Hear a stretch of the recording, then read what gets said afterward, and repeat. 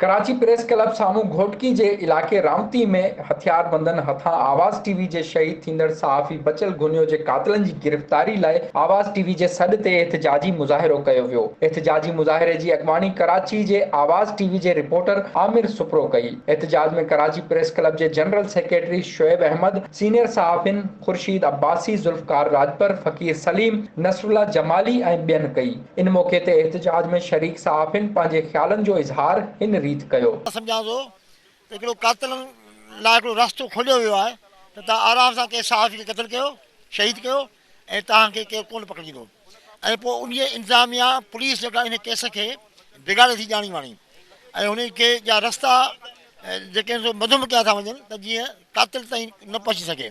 अहिड़ा केतिरा वाक़िया आहिनि जेके असांजे साम्हूं आया आहिनि ऐं यकीनन PFU जे हुकूमत ते दबाव विझंदी। काल जेको आहे असांजे आवाज़ टीवी जे साथी जेको आहे मोहम्मद बचल खे घर जे अॻियां यानी कि उनजी फैमिली जे अॻियां उन्हनि जे ॿारनि जे अॻियां क़तलु कयो वियो। पुलिस इहो त चई रहिया आहे त 8 जेके जवाबदार आया उन्हनि उनखे क़तलु कयो, पर अफ़सोस जोगी ॻाल्हि आहे त उनजा जेके क़ातिल आहिनि उहे हिन महिल ताईं गिरफ़्तार न आहिनि थिया।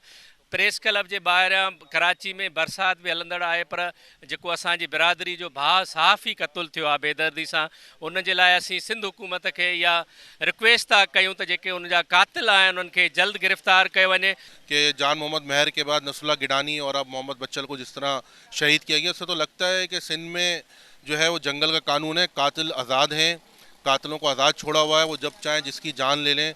और हमारी जो हुकूमत है और कानून नाफिज करने वाले इदारे, वो आप देखें रवायती बहानों का सहारा लेते हैं। कभी कहते हैं कि कच्चा में पानी खड़ा हुआ है, कभी कहते हैं हमारे पास जो है उस सतह के जो है वो हथियार नहीं है, हमारी पूरी तैयारी नहीं है कि हम कातिलों को पकड़ें। तो मैं समझता हूँ कि सहाफ़ी का खून और सहाफ़ी की जान भी उतनी ही आप कह लें कीमती है जिस तरह हमारे हुकूमती ऐवानों में बैठे जो हमारे हुक्मरान हैं उनकी जान है। तो अगर उनके तहफ़्फ़ुज़ के लिए जो है उनके साथ जो है अगर 10-10 और 15-15 जो है पुलिस मोबाइलों के कानवाई चलते हैं, तो ये सहाफ़ी बरादरी जो है इसके कातिलों की गिरफ़्तारी के लिए आपके पास इतनी नफरी मौजूद नहीं है। ही जेका अणसिधी तरह हिकिड़ी कोशिशि कई पई वञे त सिंध जे माण्हुनि जो आवाज़ दॿाइजे, उन जे लाइ सहाफ़ियुनि खे क़तलु कयो वञे, तशदुद जो निशानो बणायो वञे थो। बचियल गुनियो जे क़तल में जेके जवाबदार गिरफ़्तार आहिनि, पुलिस उन्हनि खे अञा ताईं गिरफ़्तार न आहे कयो। ॾिसो जान मोहम्मद महर जा जेके क़ातिल गिरफ़्तार थियनि हा त शायदि नसरुल्ला गिडानी वारो वाक़ियो न थिया ऐं उन्हनि जवाबदारनि खे इहा ख़बर हुजे हा त हाणे जेका इंतिज़ामिया अलर्ट आहे, उन्हनि खे कानून लागू कंदड़ इदारनि पुलिस ढील ॾिनी, उन्हनि खे जॾहिं ढिर ॾिनी त पोइ उन खां पोइ नसरुल्ला गिडानी वारो वाक़ियो थिए। अहिड़ी रीति पोइ हाणे बचियल गुनियो वारो त सिंध जा समूरा इलाइक़ा कराची खां वठी कश्मीर ताईं, कारूंजर ताईं समूरा जेके इलाइक़ा आहिनि उहे सहाफ़ियुनि जे लाइ नोगो एरिया बणाया पिया वञनि, धरती तंग कई पई वञे, उन्हनि खे क़तलु कयो पियो वञे, तशदुद जो निशानो बणियो। इहो सिंध हुकूमत जे लाइ सवाल निशान आहे। सॼी सिंध में सहाफ़ियुनि जो क़त्ल आम जारी आहे। तव्हां ॾिठो त सभ खां पहिरीं जेको आहे जान मोहम्मद महर खे शहीद कयो वियो, उनखां पोइ नसरुल्ला गिडानी खे शहीद कयो वियो ऐं अॼु ॿ ॾींहं अॻु में असांजे जेको आहे आवाज़ टीवी जे रिपोर्टर मोहम्मद बचल खे शहीद कयो वियो। हिते जेको आहे सहाफ़ियुनि खे जेको आहे तमामु आसानी सां शहीद कयो वञे थो पियो, पर सिंध में पुलिस ऐं जेको आहे ख़ासि तौर ते कानूनी ॻाल्हि कजे त लाक़ानूनियत आहे ऐं हिते जेकॾहिं हुननि खे तहफ़्फ़ुज़ फ़राहम कयो वञे त कॾहिं बि मुमकिन न आहे त जेको आहे सहाफ़ी शहीद थियनि।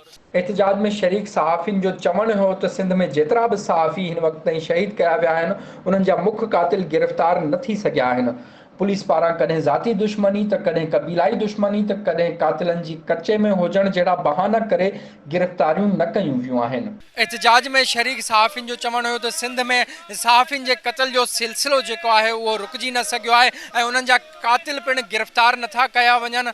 एहतिजाज में शरीक जेके सहाफ़ी आहिनि उन्हनि इहो मुतालबो कयो त मोहम्मद बचल जे कातिलनि खे फौरी तौरु गिरफ़्तार करे सहाफ़त मां ऐं सहाफ़ियुनि मां बेचैनी ख़तमु करे इंसाफ़ कयो वञे। कैमरामैन हमाद सां गॾु शहज़ाद जलबाणी, आवाज़ टीवी, कराची।